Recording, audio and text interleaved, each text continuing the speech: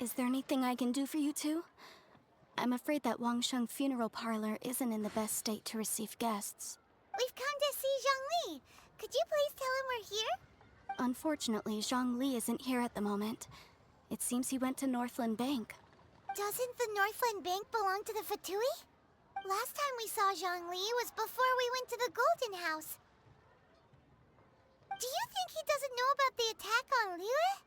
Visiting the Fatui at a time like this could only mean more trouble.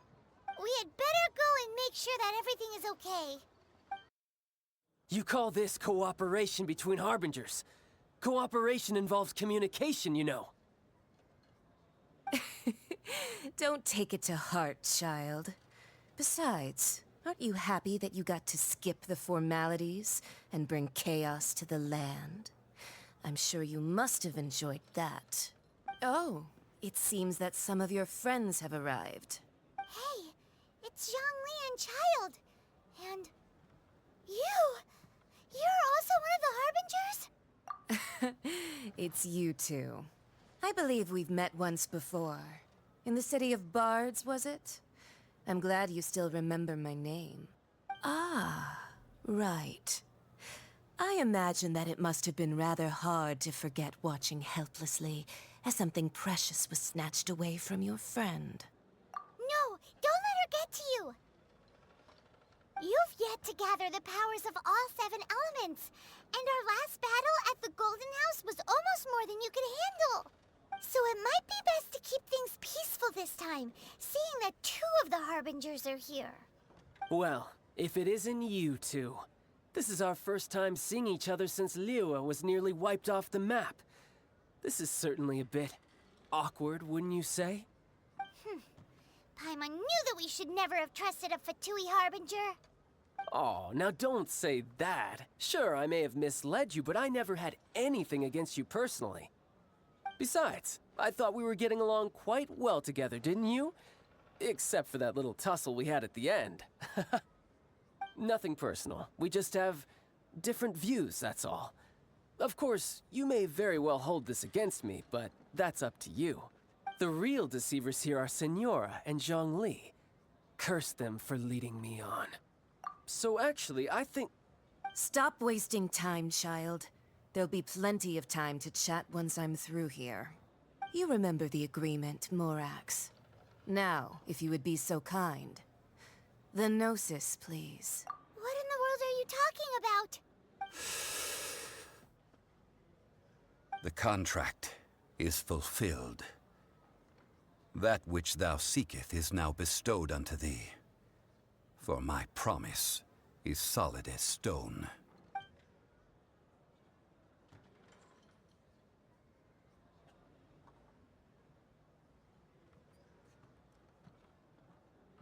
How sanctimonious. What? So you're the Lord of Chio? No, wait. That's an exciting twist and all, but why give the Gnosis to the Fatui? I do not give it for free. I give it as agreed upon in the contract. For it is a matter solely between the Tsaritsa and I. Yeah, you don't think you went a little bit too far with that whole fake death thing? Everyone was preparing the ceremony for you, and splat! This big dragon falls out of the sky, and all of Liyue goes into an uproar. Talk about a disaster.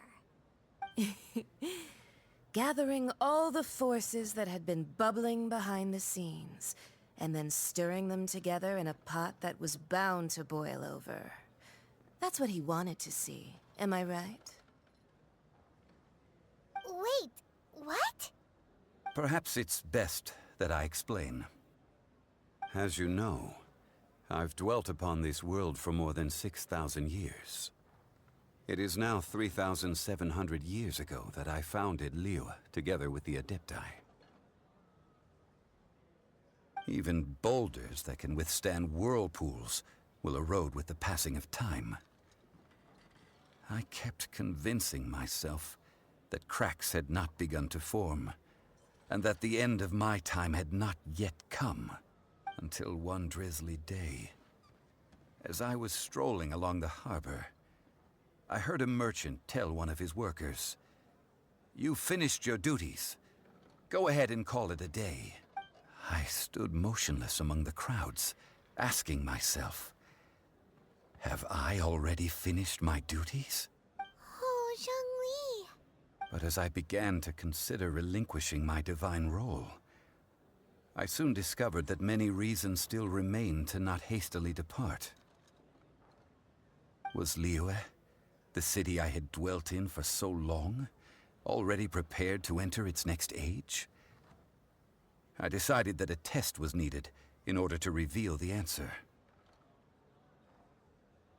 So I feigned my own death, and gathered the cast of Child, the Adepti, and the Liyue Qixing to play their roles together on the stage that was Liyue.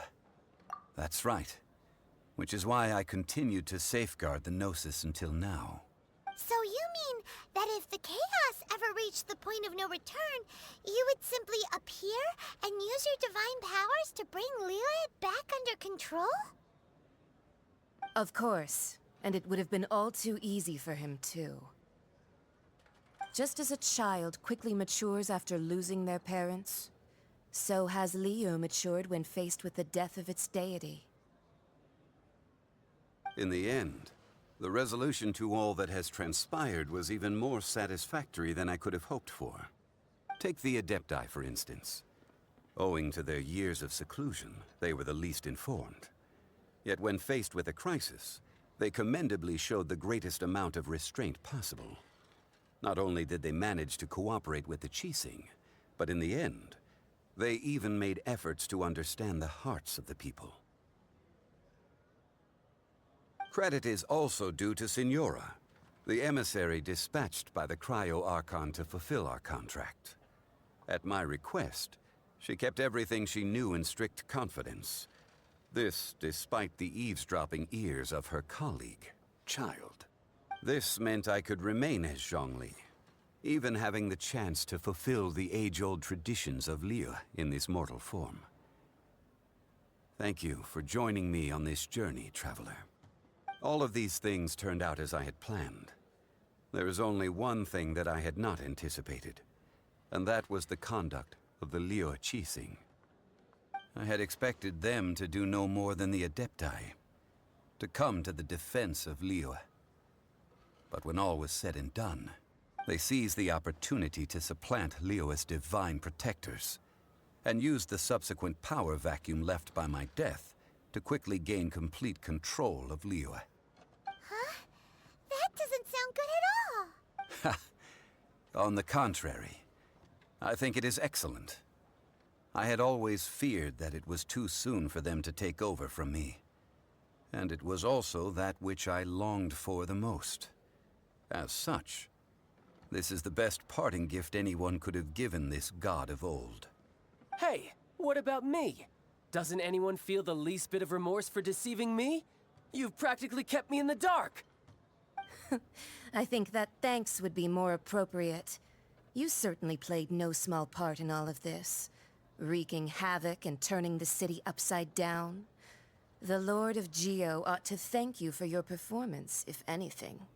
If you hadn't created the pressure of a battle between mortals, Adepti, and a god, the lump of coal resting in the hands of the Geo-Archon, Liyue, would never have been able to become a dazzling diamond of a city. Huh? Just whose side are you on, mocking me like that? Are you itching for a fight? Hey, haven't you learned the Liyue saying, don't always call it as you see it? Well then, with the Gnosis in my possession, I have no use for such idle chatter. We should return to Zapoljarny Palace and seek an audience with Her Majesty, the Tsaritsa. Come, child. Fine. I'll meet you there later. I'm not sharing a boat with the likes of you. Do as you wish.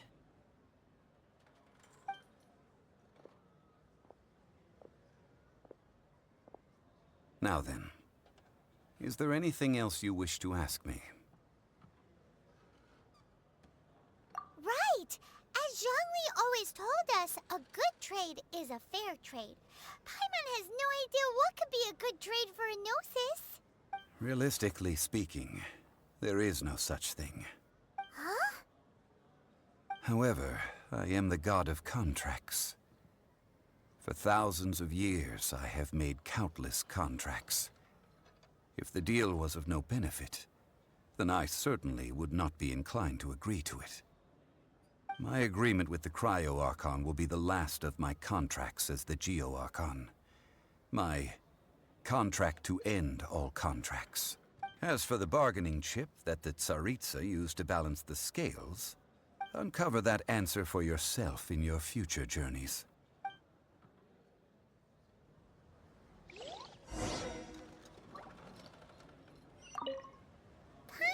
can't absorb so much information at once. So, Zhongli, what sort of contract did you sign with the Cryo-Archon? Paimon's so curious. One of the clauses of our contract was not to divulge any of its contents.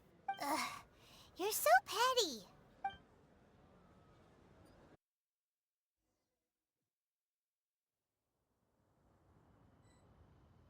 Today's the day of the rite of parting.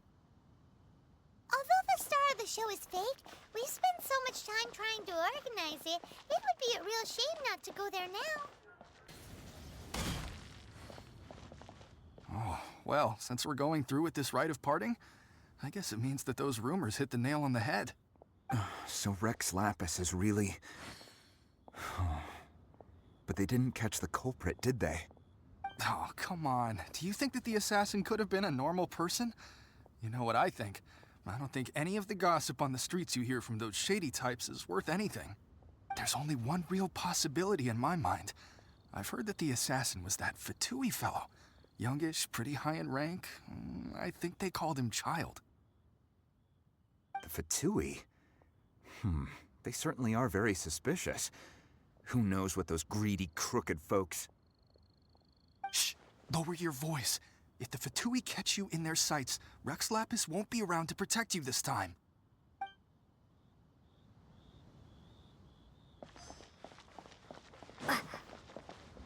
You know that god from the ocean couldn't have just shown up out of nowhere. I mean, it's been 2,000 years since Rex Lapis subdued it.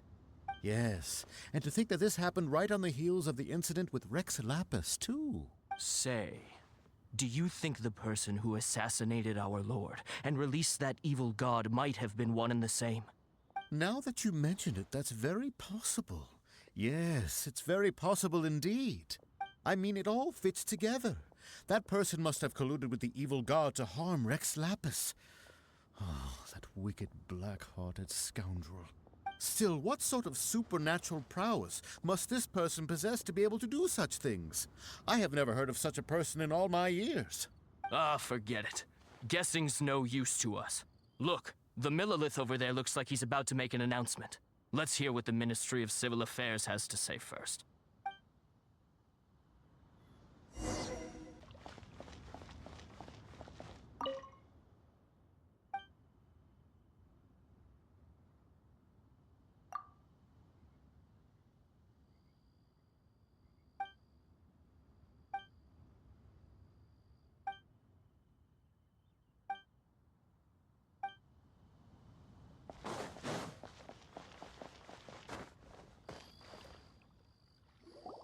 Hear ye all! The Qixing's words. Though a dragon soars ageless as the mountains, it too must return to dust. This is common knowledge. Gods and Adepti live glorious lives, but both light and shadow have their season. So rumors and hearsay abound on the streets that Rex Lapis was murdered. Now, let the truth be revealed. Having been thwarted in his trial, Rex Lapis's soul has recouped the celestial heights. He beseeches the people of Liyue to grieve not and to let not their hearts be saddened. Nor are they to believe street-born rumors or indulge in baseless speculation.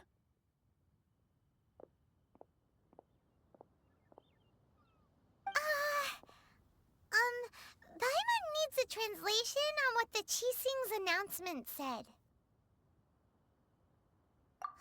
So that's how they're spinning it. Something feels off. Why would they suddenly give up looking for the murderer? Not to mention how this excuse sounds like something they just made up on the spot. Could the Qixing already have known that Rex Lapis wasn't dead? But Zhongli said that neither they nor the Adepti knew anything. Did Zhongli tell them in secret after his gnosis changed hands? Exactly, right? Ooh, seems like the rite of parting has been going on for a while now. Let's go have a look. Look, it's Ningguang and Keqing. Are they saying something? Are their speeches over? As said previously, Rex Lapis's soul returning to the heavens is the end of the contract. And it is also the end of an era. 3,700 years of contracts burnt and reduced to ash. We, the people of Liyue, were indeed prosperous. But blinded by our prosperity, we forgot that time can be pitiless. The long, unending dream of our Archon walking among us. Now that we have awoken from our dream, we must learn to say farewell. Will you stand with us as we re-establish our contracts? As we build a new age of prosperity? So concludes the words of Her Eminence the Tianquan. Does Her Eminence the Yuheng have anything to add? Huh? Is she looking this way? Traveler. Yikes! She really is looking our way! Is that the traveler who they say defeated the ancient god? So young. The Liyue Qixing always repay their debts. And as you have heard, our eyes see far and our reach is long. Name your price. You deserve that much. Whoa!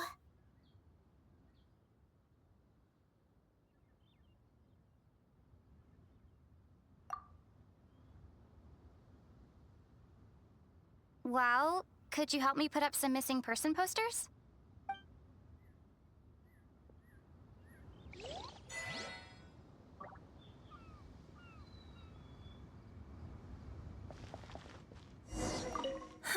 And to think I'd put my best perfume on before coming here, thinking you'd like it.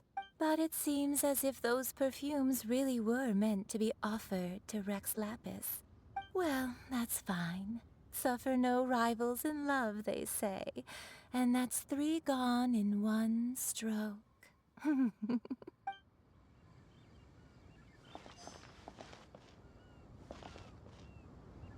As for the mortals and Adepti of Liyue, what shape shall our relationship take from now on?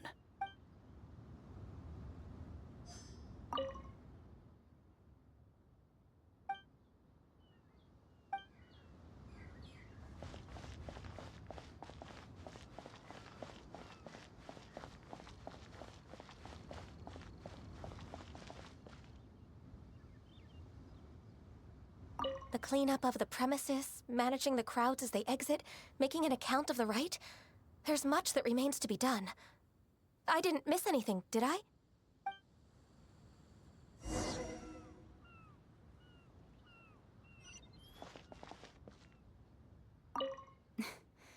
Why, you... Were you just trying to look cool earlier, or are you really that selfless?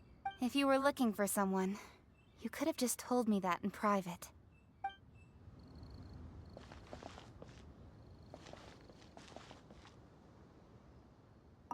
Roping you in was possibly the most masterful move we could have made.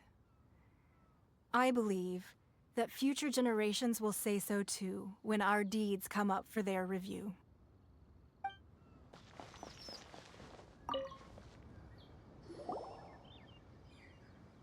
Hey, Zhongli! Look at this.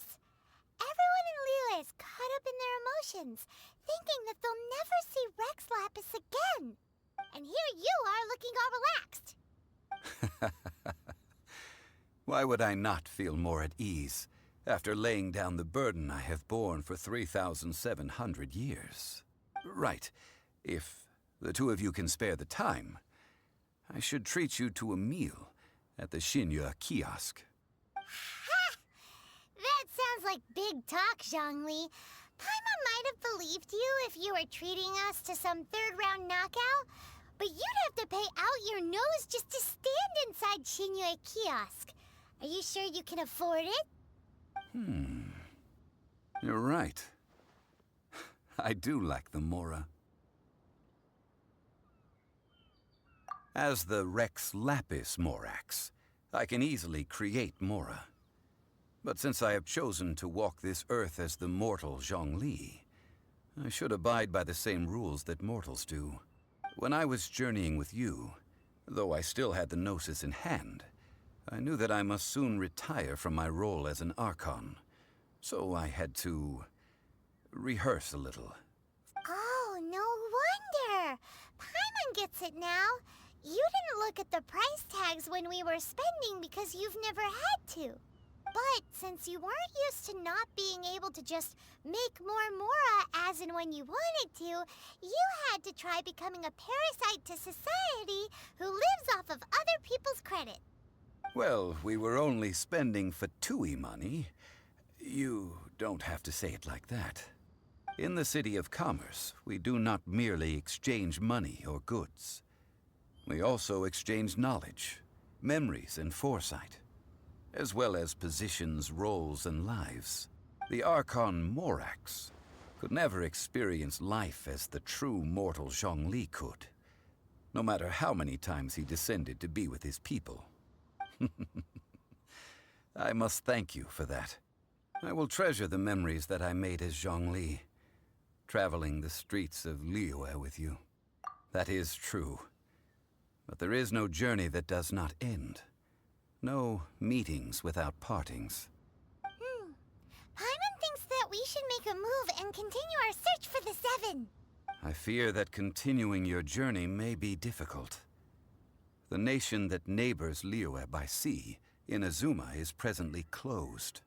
Yes, the nation has been closed by order of its deity, the Electro-Archon Ball. And just as the people of Liyue preferred to call me Rex Lapis, she too goes by another name among locals in Inazuma. Paimon thinks we've heard that one before. Raiden? That is the case. And since Raiden is also the Shogun of Inazuma, people call her the Raiden Shogun. That said, though people at the wharf were saying that the situation in Inazuma is very tense, Paimon doesn't remember that always being the case. It wasn't that bad last year. Zhongli, since you're Rex Lapis, shouldn't you know something about what's happening there? Just how did Inazuma become a closed nation? It's because of visions. Visions? When faced with circumstances beyond their control, humans often bemoan their lack of power. But if a person shows true strength of will at a desperate and fateful moment in their life, the gods will look upon them with favor. This is what visions are.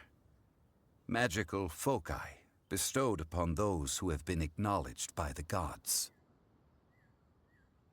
Uh-huh. That's how people in Teyvat see it. But starting from last year, the Raiden Shogun began promulgating the Vision Hunt Decree. Vision Hunt Decree? Yes. It was an order to seize all visions within Inazuma's borders, and to inlay them upon the hands of the statue of the omnipresent god. They want to seize visions. But why? Aren't visions blessings from the gods? I should think that in the Raiden Shogun's eyes, it is precisely because they are divine blessings that they should be under the sole dominion of divinity. Whoa, that's harsh. The Animo Archon is the god of freedom, and the Geo Archon is the god of contracts. For her part, the Raiden Shogun is the god of eternity. It seems as though she has finally decided to eliminate any unstable elements that could pose a threat to her eternal realm. The fact that even I, the oldest of the seven, have now passed away, will only strengthen her resolve to pursue eternity. Knowing her, She must have again quoted that adage she is most fond of when proclaiming that decree to her people. 7 ideals for 7 gods. And of these, eternity is nearest unto the heavenly principles. All right then. Was there anything else you wish to know? Yeah, about that. Before the Qixing made their announcement, we listened to a lot of people talking on the way. Most of them put the blame for everything on Child. These are indeed false accusations. But it remains undeniably true that Child did send people to the Jade Chamber to prevent the Adepti and the Qixing from defeating the ancient god. I've heard that Ningguang is busy milking that for all it's worth on the foreign relations front at the moment, browbeating the envoys of the Fatui. Ha! Those poor Snezhnayan diplomats. If it were not for Child's exalted position as a harbinger, I'm certain that they would have shifted all the blame to him and called for his dismissal by now. All right then. Was there anything else you wish to know? Ah, that was a good one. Failing a divine trial. How they came up with that excuse, I will never know. That said, the reason why the Qixing were so eager to resolve the incident and stop pursuing the culprit was indeed because they received news in secret that Rex Lapis was not dead. I hinted as much to the Adepti as well. How did I accomplish that, you ask? Have you ever heard of this particularly convenient Adepti art known as gifting dreams and visions? All right then. Was there anything else you wish to know? The time of the Adepti has long passed. If even the Liyue Qixing don't want to face that truth, then what future is there for Liyue? Kuching is absolutely right in saying this. Now, though I did laud Ningguang's desire for power, believing this to be a good thing, and thought as a matter of course that she must have been behind the Qixing's plan to take governing power over Liyue from the hands of the gods and Adepti, could the original person who brought up the idea of seizing power have been... All right then. Was there anything else you wished? That's right. Zhongli, now that you don't have your gnosis, what's going to happen to all the Mora in Teyvat? Since Morax is dead, are they all just gonna disappear? Also, isn't the Golden House the only mint in the entire continent? Will it even continue to work? The Mora present now will not vanish. But the Golden House will indeed have to cease operations for a lengthy period of time, since creating Mora requires the use of the Geo-Archon's power. This is terrible! We're all about to run out of Mora! The world is coming to an end! Yes, this is indeed a major issue from a financial standpoint. Well, I suppose we'll just leave such troublesome matters to the Liyue Qixing to debate. Then, did you at least set some private funds aside for yourself? Oh, a private fund. This does seem like a good, logical, common-sense idea. It's a shame. What's a shame? It's a shame that I didn't think of it at the time. All right then. Was there anything else you wish to know? Well then, I suppose you'll have to find a way to get inside this closed nation. Have patience. I suspect that some serendipity must first come into play.